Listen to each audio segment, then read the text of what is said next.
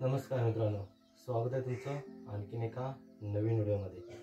तर ह्या व्हिडिओमध्ये आपण बघणार आहे की टेलिकॉम कम्युनिकेशन डिपार्टमेंट याने आपल्यासाठी म्हणजे दूरसंचार यांची एक पहिली वेबसाईट होती की ज्याच्यामध्ये आपण फ्रॉड कॉल आणखीन SMS-द्वारे होणारा आपला फ्रॉड किंवा आपल्या अकाउंटवरती आधार कार्डवरती किती सिम कार्ड ॲक्टिवेट आहे तर ह्या गोष्टींचा आपण सर्व आढावा घेऊ शकत होतो।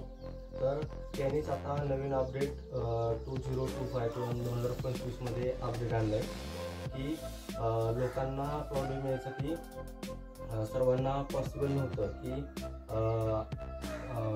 क्रोम ब्राउझरला किंवा कोणत्याही ब्राउझरवर जाऊन वेब पेजवर जाऊन वेबसाईट ॲक्सेस करणं। तर सोयीस्कर होण्यासाठी त्यांनी आपल्यासाठी मोबाईल ॲप्लिकेशन बनवल्या संचार साथी म्हणून प्ले स्टोअरवर किंवा ॲप स्टोअरवर अवेलेबल आहे। तर ह्या ॲप्लिकेशनचा आपण वापर करून सोयीस्कर ॲक्सेस घेऊ शकतो। आणखीन कम्युनिकेशन डिपार्टमेंटनं जे ॲप्लिकेशन तयार केल्या त्याचा आपण उपयोग करू शकतो। तर ह्याच्यामध्ये भरपूर फीचर्स आहेत।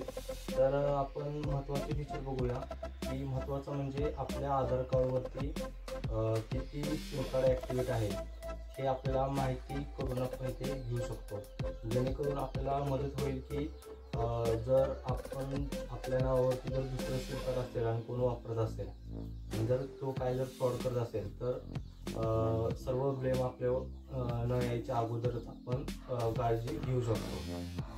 आणखीन दुसरा महत्त्वाचा म्हणजे आपल्याला माहीत नसते की UPI-द्वारे मेसेज येऊन किंवा UPI-मधून किंवा बँक अकाउंटमधून एका OTP-च्याद्वारे आपल्यावर फ्रॉड होऊ शकतो। बँकेचा OTP वगैरे घेऊन आपल्या बँकेतले पैसे वगैरे फ्रॉड काढू शकतो पैसे।